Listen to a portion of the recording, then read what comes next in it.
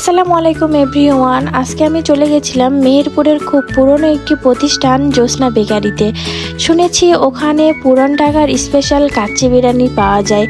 এর আগে আমি বাসায় এনে ট্রাই করেছি, কিন্তু রেস্টুরেন্টে বসে আমি ওখানে খাইনি। এই প্রতিষ্ঠানটা যখন বেকারি ছিল তখন খুব ছোট থেকে আসা যাওয়া করতাম, কিন্তু রেস্টুরেন্ট হওয়ার পর থেকে একদিনও যাওয়া হয়নি, তাই আজকে চলে গেলাম। আর ওখানে যেয়ে দেখলাম রেস্টুরেন্টের পরিবেশ এবং সিটিং এরিয়া বেশ ভালো।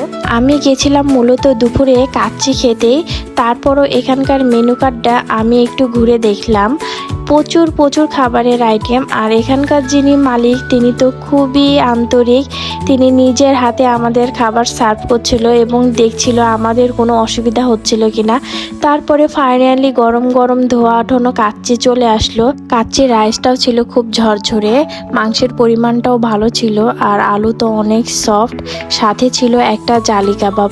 যাই হোক, সব মিলে কিন্তু একটা ওয়াও কাচ্চি ছিল জ্যোৎস্না বেকারির। আর এখানে সবচেয়ে যেটা স্পেশাল বাদাম শরবত, আর যিনি বাদাম শরবত বানায় তার সাথে আমি একটু কথা বলছিলাম। সত্যি ওনাকে ধন্যবাদ দেওয়া উচিত, এত সুন্দর একটা শরবত আমাদের সার্ভ করার জন্য। আর এখানে জ্যোৎস্নার যে টক মিষ্টি দইটা সেটাও খুব ভালো ছিল, যাদের ডায়াবেটিস আছে তাদের জন্য তো খুবই ভালো। তারপরে ফাইনালি শেষ পাতে চলে আসলো জামাই মিষ্টি। মিষ্টিটা এত সফট ছিল, সব মিলে ওয়াও।